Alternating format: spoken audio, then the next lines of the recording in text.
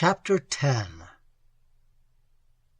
And O'Malley understood that he had pressed the doctor to the verge of confessing some belief that he was ashamed to utter or to hold, something forced upon him by his out-of-the-way experience of life to which his scientific training said peremptorily, no.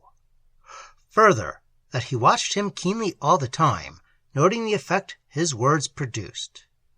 "He is not a human being at all," he continued with a queer thin whisper that conveyed a gravity of conviction singularly impressive, in the sense in which you and I are accustomed to use the term.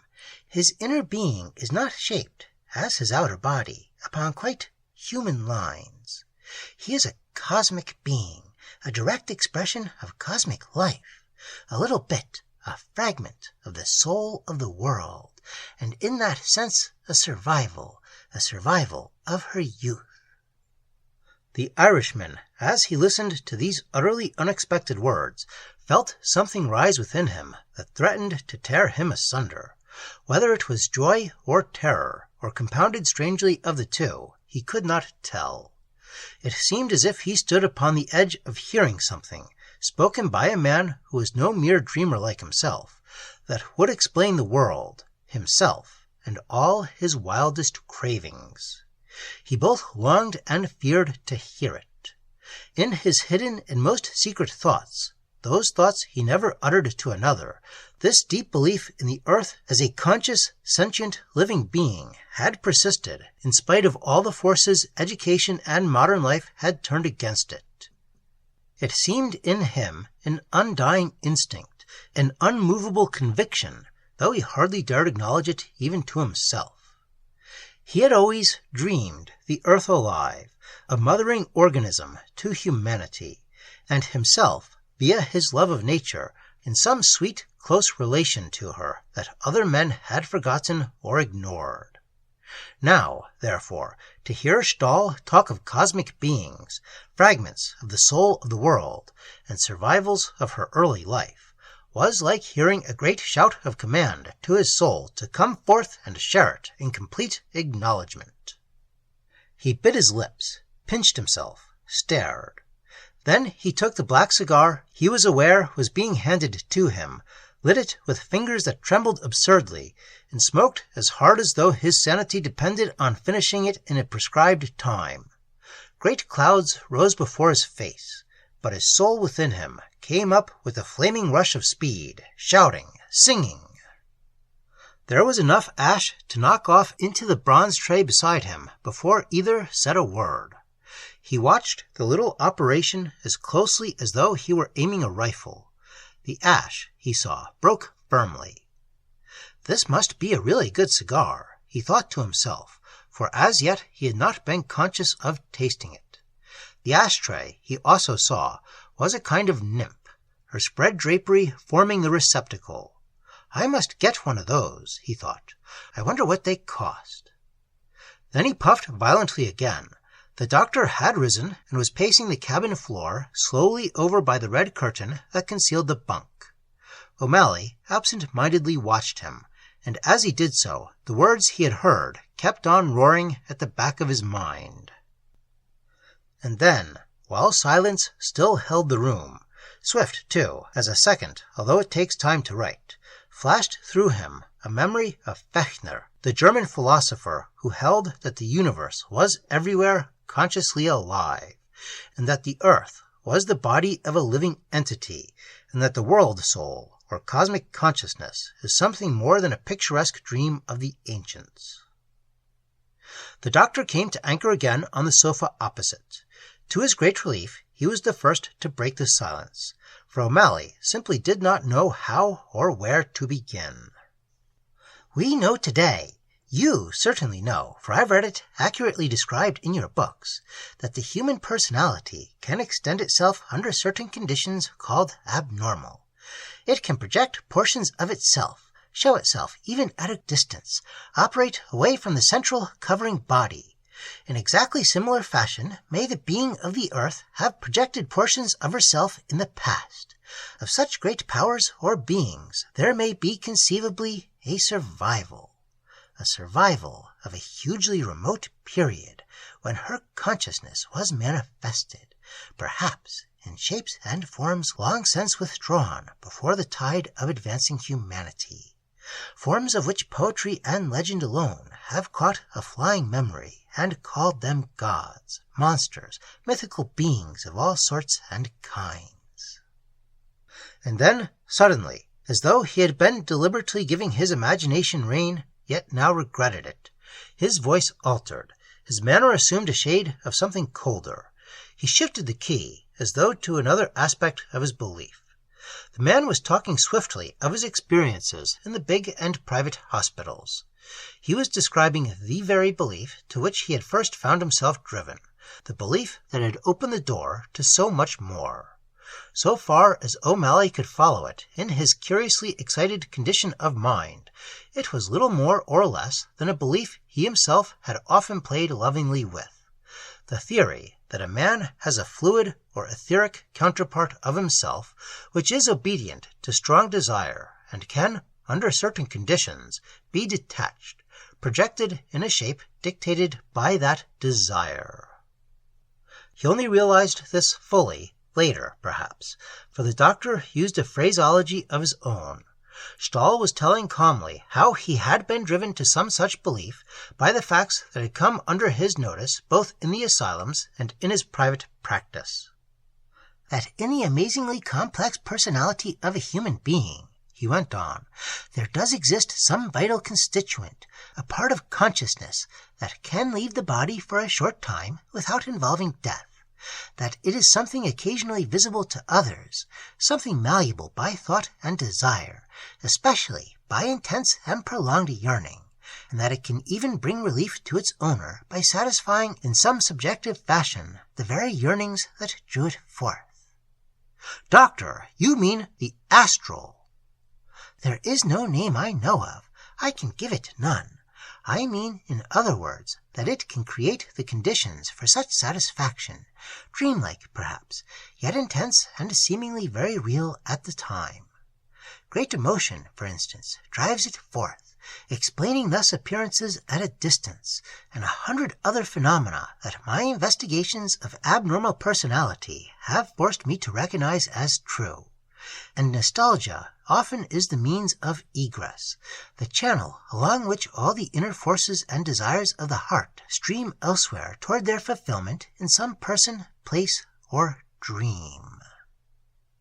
Stahl was giving himself his head, talking freely of beliefs that rarely found utterance. Clearly, it was a relief to him to do so, to let himself be carried away. There was, after all, the poet in him side by side with the observer and analyst, and the fundamental contradiction in his character stood most interestingly revealed. O'Malley listened, half in a dream, wondering what this had to do with the cosmic life just mentioned. Moreover, the appearance, the aspect of this etheric double, molded thus by thought, longing, and desire, corresponds to such thought, longing, and desire. Its shape, when visible shape is assumed, may be various, very various. The form might conceivably be felt, discerned clairvoyantly as an emanation rather than actually seen. He continued. Then he added, looking closely at his companion, and in your own case, this double, it has always seemed to me, may be peculiarly easy of detachment from the rest of you. I certainly create my own world and slip into it, to some extent, murmured the Irishman, absorbingly interested. Reverie and so forth, partially at any rate. Partially, yes, in your reveries of waking consciousness. Stahl took him up, but in sleep, in the trance consciousness, completely. And therein lies your danger, he added gravely, for to pass out completely in waking consciousness is the next step, an easy one, and it constitutes not so much a disorder of your being as a readjustment, but a readjustment difficult of sane control. He paused again. You pass out while fully awake, a waking delusion. It is usually labeled, though in my opinion wrongly so, insanity. I'm not afraid of that. O'Malley laughed, almost nettled. I can manage myself all right, have done so far at any rate."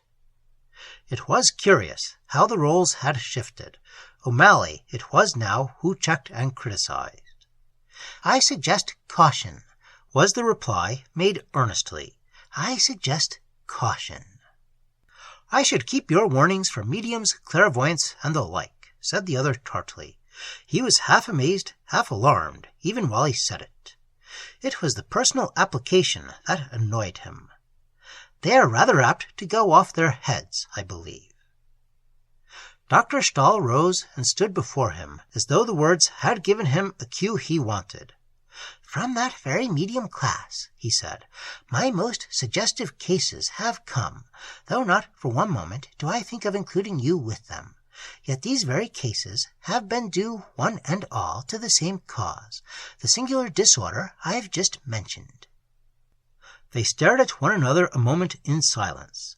Stahl, whether O'Malley liked it or no, was impressive. He gazed at the little figure in front of him, the ragged, untidy beard, the light shining of the bald skull, wondering what was coming next and what all this bewildering confession of unorthodox belief was leading up to. He longed to hear more about that hinted cosmic life, and how yearning might lead to its realization. "For any phenomena of the seance room that may be genuine," he heard him saying, "are produced by this fluid, detachable portion of the personality, the very thing we have been speaking about. They are projections of the personality, automatic projections of the consciousness." And then, like a clap of thunder upon his bewildered mind, came this man's amazing ultimatum, linking together all the points touched upon and bringing them to a head. He repeated it emphatically. "And in similar fashion," concluded the calm, dispassionate voice beside him, "there have been projections of the Earth's great consciousness, direct expressions of her cosmic life, cosmic beings. And of these distant and primitive manifestations, it is conceivable that one or two may still, here and there in places humanity has never stained, actually survive. This man is one of them." He turned on the 2 electric lights behind him with an admirable air of finality. The extraordinary talk was at an end. He moved about the cabin, putting chairs straight and toying with the papers on his desk. Occasionally he threw a swift and searching glance at his companion, like a man who wished to note the effects of an attack. For, indeed, this was the impression that his listener retained above all else. This flood of wild, unorthodox, speculative ideas had been poured upon him helter-skelter with a purpose, and the abruptness of the climax was cleverly planned to induce impulsive, hot confession. But O'Malley found no words. He sat there in his armchair, passing his fingers through his tumbled hair. His inner turmoil was too much for speech or questions, and presently, when the gong for dinner rang noisily outside the cabin door, he rose abruptly and went out without a single word. Stahl turned to see him go. He merely nodded with a little smile. But he did not go to his stateroom. He walked the deck alone for a time, and when he reached the dining-room, Stahl, he saw, had already come and gone. Halfway down the table, diagonally across, the face of the big Russian looked up occasionally at him and smiled, and every time he did so, the Irishman felt a sense of mingled alarm and wonder, greater than anything he had ever known in his life before. One of the great doors of life again had opened. The barriers of his heart broke away. He was no longer caged and manacled within the prison of a puny individuality. The world that so distressed him faded. The people in it were dolls. The fur merchant, the Armenian priest, the tourists, and the rest were mere automatic puppets, all made to scale. Petty scale, amazingly dull, all exactly alike. Tiny, unreal, half alive. The ship, meanwhile, he reflected with a joy that was passion, was being borne over the blue sea, and this sea lay spread upon the curved breast of the round and spinning earth. He, too, and the big Russian lay upon her breast, held close by gravity, so-called, caught closer still, though, by something else besides, and his longings increased with his understanding. Stahl, wittingly or unwittingly, had given them an immense push forwards.